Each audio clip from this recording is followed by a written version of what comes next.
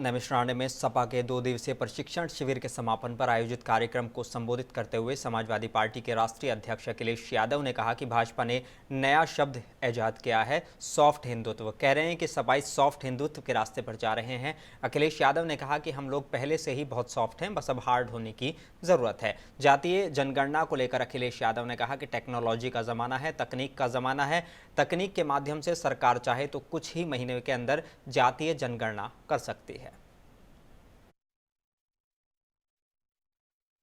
Technology के माध्यम से सरकार चाहे तो 1 महीना, 2 महीना, 3 महीने के अंदर साफ जाति जनगणना हो सकती है। यहाँ जितने लोग मोबाइल चलाते हैं वो जानते होंगे कि अगर आप किसी का नाम टाइप करते हो, अगर ए टाइप करते हो, आ टाइप करते हो, उसके बाद जो शब्द टाइप करते हो तो पूरा का पूरा मोबाइल वो नाम और नंबर पूरा दिखा देता है। क्या ये नए नौजवान ये बात को नहीं समझते कि जैसे ही आप नाम टाइप करोगे पूरे के पूरे उस नाम को सामने जितने नाम लिखे हुए सब आ जाते हैं।